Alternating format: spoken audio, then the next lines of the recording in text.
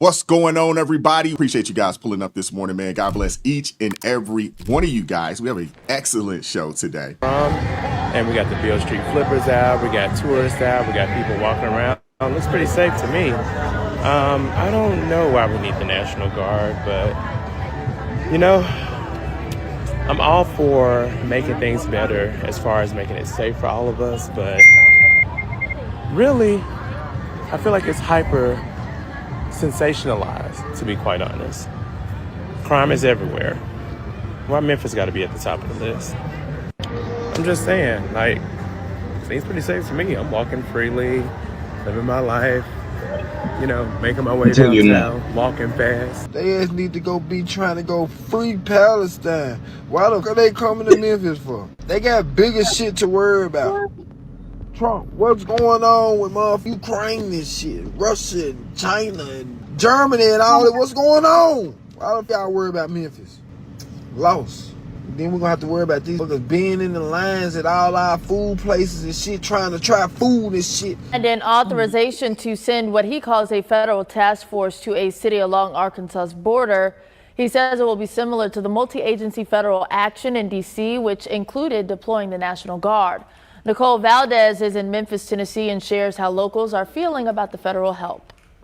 Everything good for y'all today? Good. For 20 years, Mike Miller's owned Patrick's Restaurant in East Memphis. He's optimistic a federal task force could help make the city safer. So you welcome the National Guard here? Yes. And for those who say they don't, what do you say? This is an opportunity for us and for our city. I hope we make the most of it.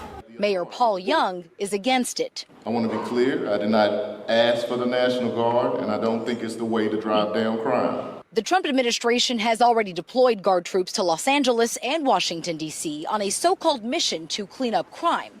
A CBS News data team review of FBI statistics showed that Memphis had the highest rate of violent crime of all major U.S. cities last year. But Memphis police data shows there was a decrease in violent crime in the first 9 months of this year. Ravonda Ligon's 23-year-old son, John Ryan Ingram, was shot and killed trying to break up a fight nearly 3 months ago. If they're going to be a buffer between them and the police to help minimize the crime, then that's a great thing. No one is really talking about the real root issues of crime. Amber Sherman grew up here. The lifelong activist worries federal troops could do more harm than good. I think it's also the wrong response, of course, to what's happening in Memphis, but also ignores all the work that we've been doing over the last 2-3 years to really make sure that community members have what they need so they aren't committing crimes. Well, President Trump didn't say just how soon we could see those troops. He did say the effort will involve more than just the National Guard. Other agencies like the FBI, ATF, even the U.S. Marshals are too being tapped for this new task force. Shootings have been reported since last Friday morning. One incident leading to a homicide in South Memphis. But it's one shooting incident that happened during broad daylight Saturday morning that has some Memphians wondering if the National Guard will make any real change. A shooting in broad daylight near A.W. Willis Avenue and Front Street in downtown Memphis Saturday morning has some Bluff City residents wondering if the National Guard coming will change the city's crime reputation. No, it ain't gonna bring the change that we need to see, but it might help with the crime a little bit. But change, it's gonna take more than some police to come down here for to change the city. We're going to Memphis. Since President Trump uttered these words on Friday, according to Memphis police, 7 shootings were reported. In 3 of those cases, MPD made an arrest. One resulted in a homicide. Memphis resident Asaya Cobb claims the shooting incident on Saturday morning will continue with or without troops being deployed to the area. I do feel like crime happens everywhere, but I just think it was crazy that it just happened in broad daylight like that. And I think these are target shootings, not just going on a rampage on people. Jules Simpson, a lifelong Memphis resident, believes the troops coming to Memphis is a waste of financial resources. I don't think that it's actually about trying to help Memphis at all. I think that it's posturing and bullying, and it's completely unnecessary. Again, MPD has made 3 arrests in the 7 reported shootings since last Friday. Police will continue searching for those suspects from Saturday's shooting.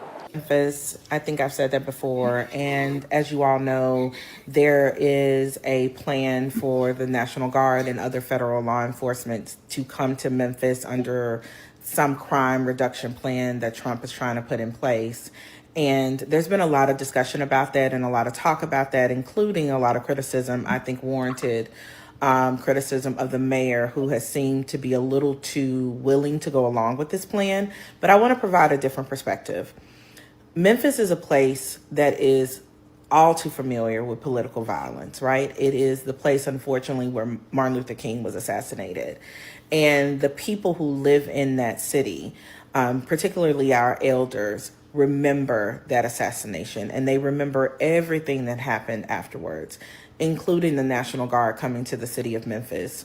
And I was talking with some of my family members about, just kind of what they're doing to prepare for the National Guard to be there, how they're feeling. And one of my family members said something to me that I hadn't even put this connective tissue together. But she was like, I hadn't really ever seen the National Guard or tanks or anything like that come to Memphis since Martin Luther King was killed. And she was 8 when that happened. And so what no one has talked about is how re-traumatizing the presence of federal law enforcement and militarized federal law enforcement will be for the people who live in that city. That there are elders who live there, who were alive, who remember what it felt like to be there during that time. Like, she was telling me like how they couldn't go to school for a few days, and it was a really scary time, and things kind of shut down in the city, and she was really afraid that that was going to happen again.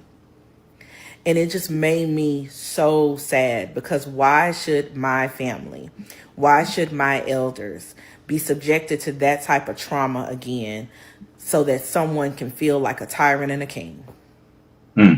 And the fact that no one is taking that into serious consideration is really bothering me. It's really, really bothering me, because I always say, and I've been saying it to a lot of people this week, I don't need no lectures on the effects of political violence. I don't need any lectures about what it means to take the life of a young man from his wife and his children for his political speech. I'm from Memphis. I am acutely and keenly aware of what the consequences of political violence, of assassination is on the life of a man, of his family, and on a city and a people in a community. I don't need those lectures. I was raised in it, baby. Born and bred. Got shot multiple times, man. It's dangerous out here. You guys are strapped? Yeah. How old are you? I'm 13. This is Memphis, the most violent city in America. This graph shows the violent crime trend in Memphis dating back nearly 40 years. The last few years have been the most violent in the city's history. Are you on any drugs today? Yeah. I got shot. My arm. I got shot. Side, back. I didn't expect that so many people to get shot. Your brother got shot in front of me. That funny. Funny? You can just walk over to the store, come out, you get hit, you're dead. While violent crime in America decreased 6%, Memphis's violent crimes rose 7%, robberies rose 20%, rapes rose 41%, and murders rose 34%, breaking Memphis's own homicide record again. But why is Memphis becoming more violent despite violence in America trending down? And what can be done to fix it? First, I want to see if everyday people in Memphis feel safe on a day-to-day basis. Does shit go down at night here? Daytime too. Daytime too? The city is safer and dangerous as you make it. What do you mean? I mean, you don't go where you don't belong. We're trying to ask some families out here, basically if they feel safe out here in downtown Memphis. Most times. Kind of, sort of. No, I'm just saying I don't go places I got no business being. You don't belong in downtown Memphis? Well, I didn't say that. I'm here, aren't I? Anyone should be fine right here, yeah? That would be my expectation. That argument about the trauma of people, therefore you shouldn't do something, has got to be the lowest IQ, smoothest brain argument on the planet.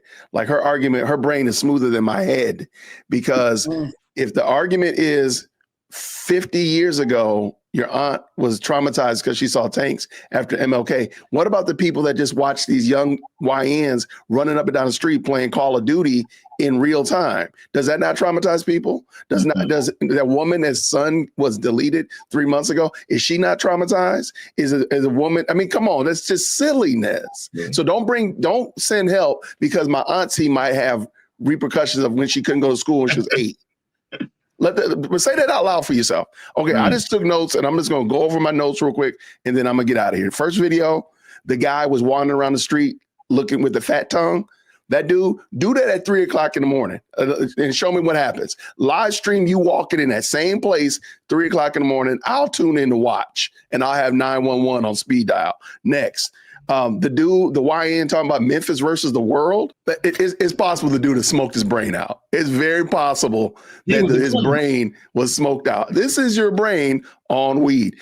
So you would rather the president of the United States be more concerned about Germany, Ukraine, and all these other places than a city within the United States. This is your brain on YN. Next, the needs, the whole needs versus the crime. The woman that looks like she was in a museum or art gallery or whatnot, saying what the community needs versus crime. Ma'am, crime is a problem. Don't insert everybody needs white shoelaces. That's why people kill each other. No, people kill each other, and that needs to be an issue. We can worry about shoelaces and needs after the fact. This is the exact same ignorant argument that Brandon Johnson used, talking about we can reduce crime by people not smoking on the trains. Like you're insane. The mom that said that they need a buffer. They do need a buffer. That's what we saw in DC. The National Guard provided a means for the police to get their arms around the problem. Right. And start bringing some civility back to the community. It's not going to be a fix all, and they're not going to be there forever.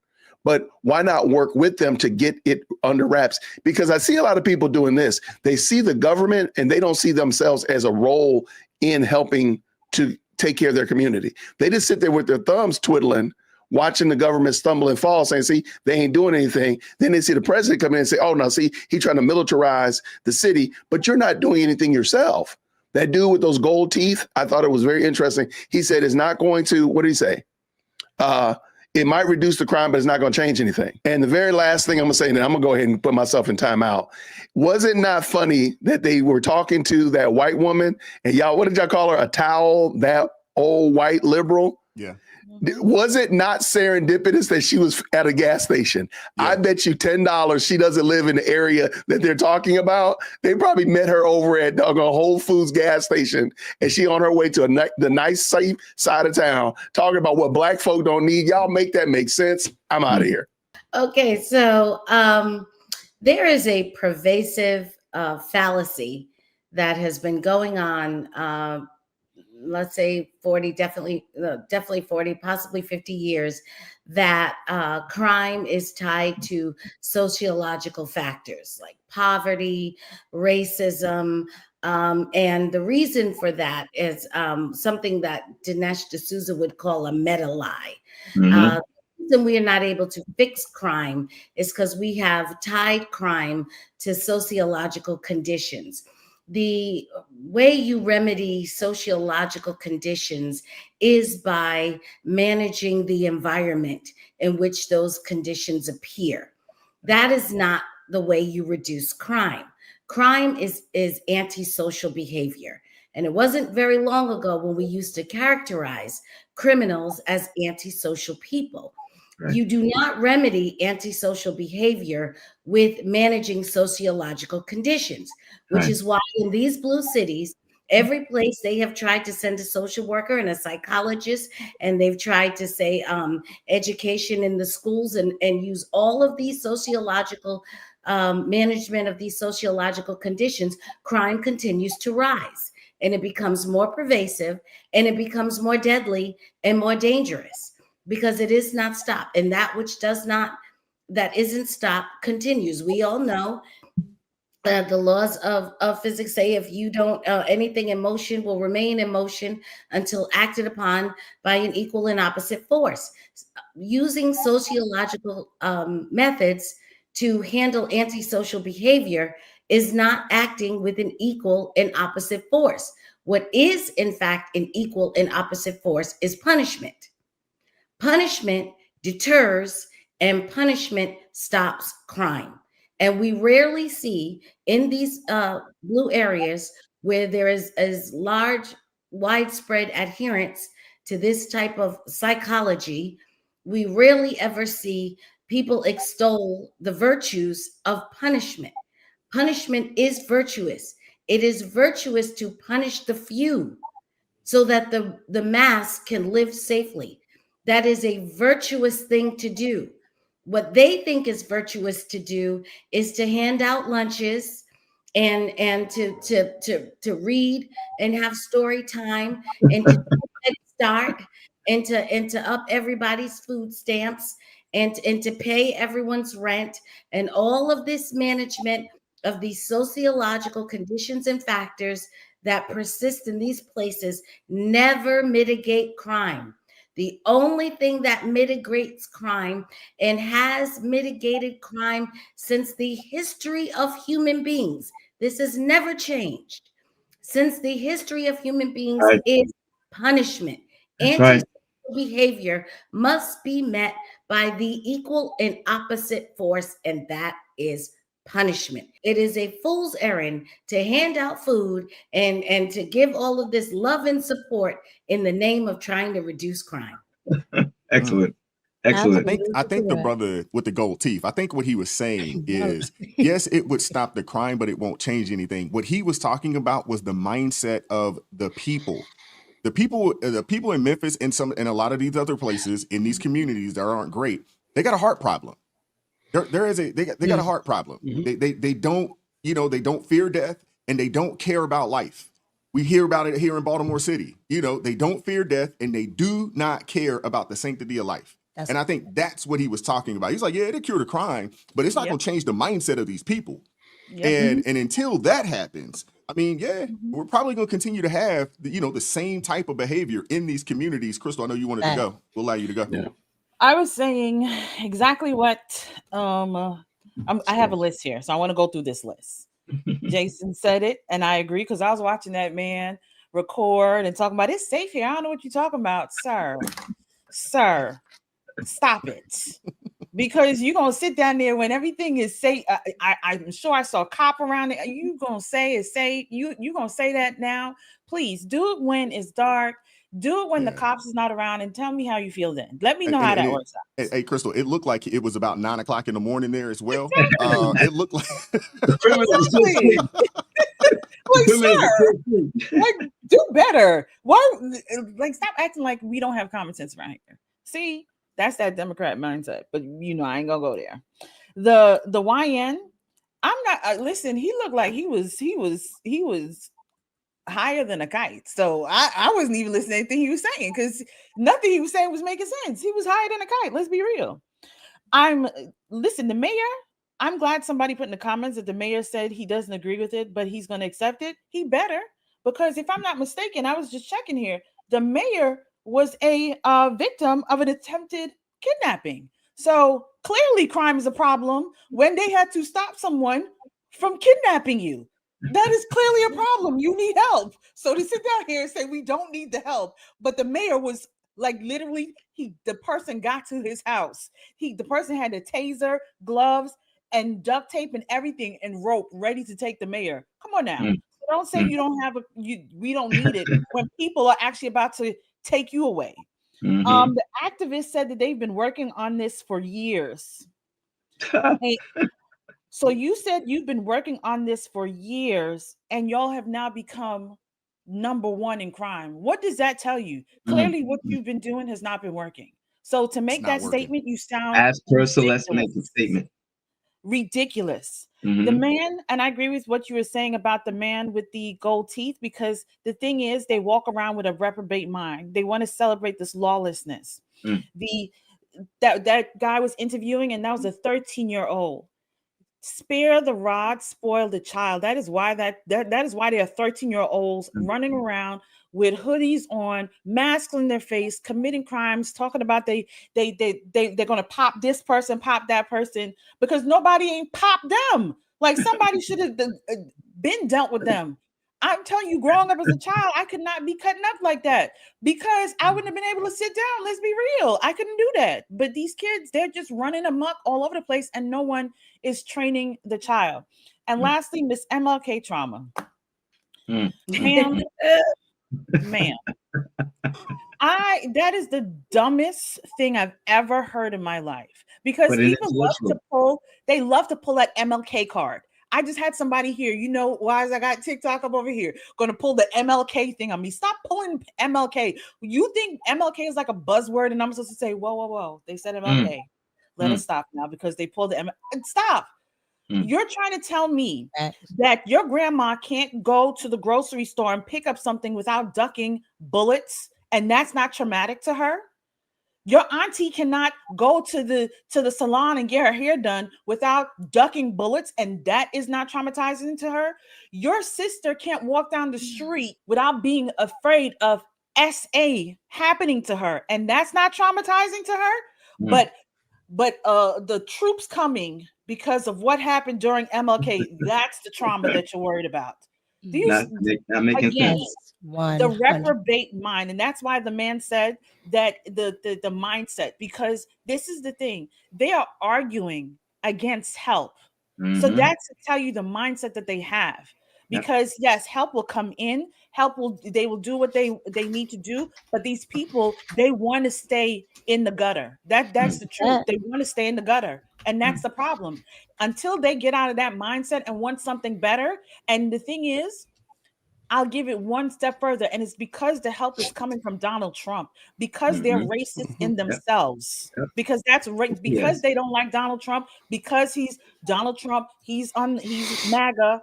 They are so upset about that. They would rather cut their nose off to spite their face because it's Donald Trump. I don't want his help. So I'll stay in the gutter. I won't allow my children to have a safe life. I won't do the things necessary for a better neighborhood for my family. No, because Orange Man is bad. And that is my frustration with these people. I mean, Memphis is the deadliest city in the country. It's the deadliest city in the country. And it made the top 50 deadliest cities in the world list. I mean, it's crazy out there, man. It's world is crazy. And it made the top 50 list in the world as most deadliest cities in the world. I mean, we're talking about places like, Medellin and other countries out in, other countries out in Africa where they don't have any type of government. You know what I'm saying? It's just third world countries. And third world countries. And Memphis made the top 50 list. It is wild out there. And the thing is that any of you guys, I'm from down south. Memphis been like this for a very long time. It's been like this for a very long time.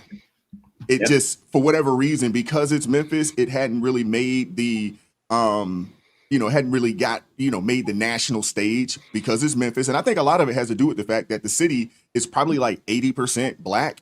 And I think that plays a role in it as well. A lot of folks, they don't want to talk about it. And the thing about Memphis too is, it's been Democrat led for over 100 years.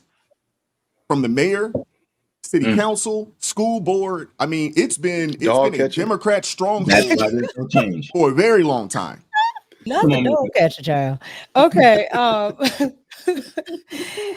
First off, everybody said some great things, but I want to start using verbiage from a great scholar, Jasmine Crockett.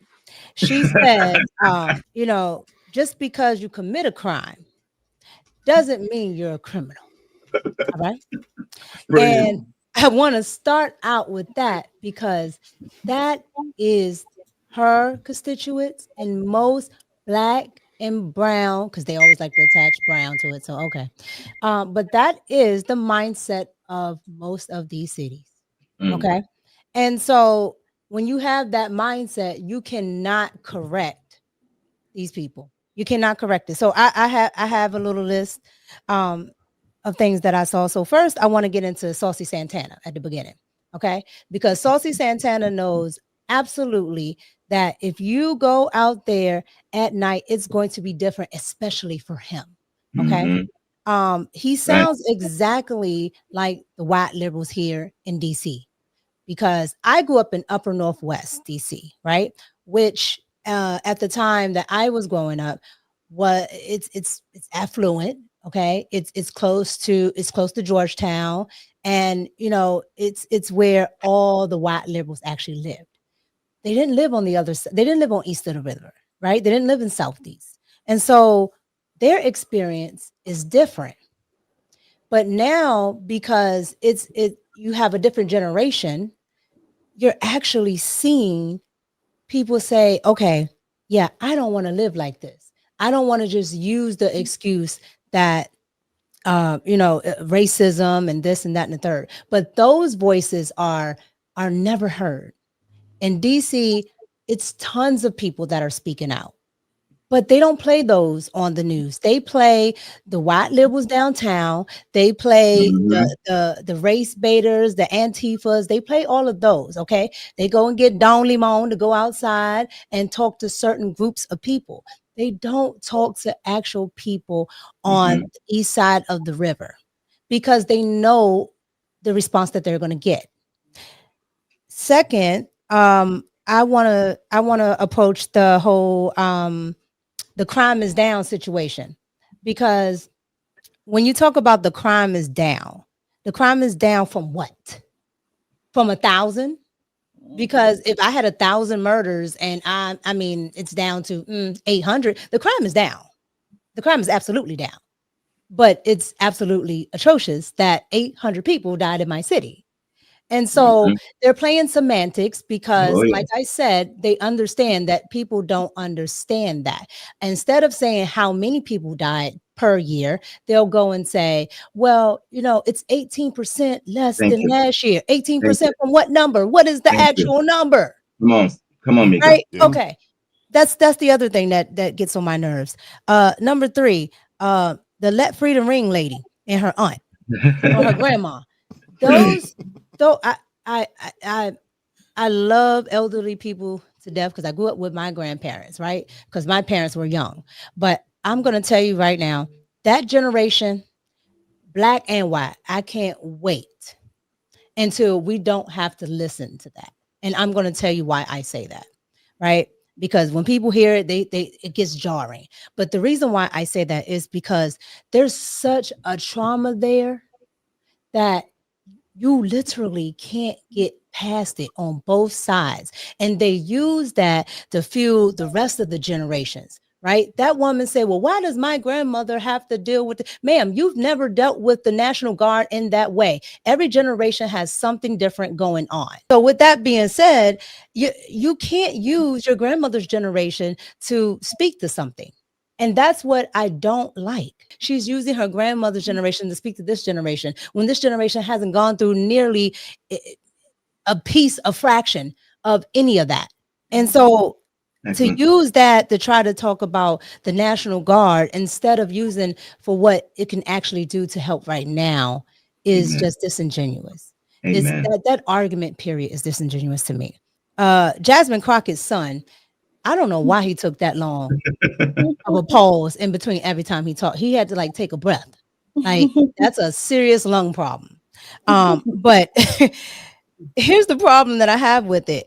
He's saying, okay, well, bringing them here isn't going to do anything. Yeah, because he understands the mindset of the YN. The YN is just going to go inside and hide until it's safe to come out again, because the constituents, the people, the residents, they don't stand up for their own communities.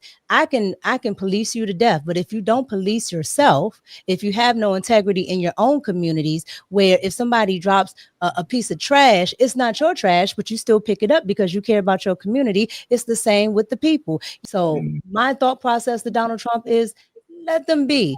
Go to the mayors, the governors that want the help, and let people see, just like here in DC, what the crime actually is and what it could be. I appreciate Sister Celeste's breakdown of what really stops crime.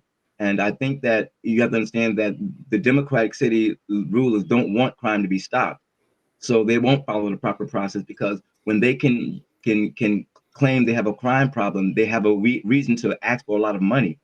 That money that they can get and put in their pocket and provide for their fellow friends, and use it as an excuse to keep this money coming in. So it's really unfortunate that it's clear that there are clear solutions. And as Sister Celeste said, you stop crime by having greater crime enforcement, law enforcement. No question about that. That's not brain science.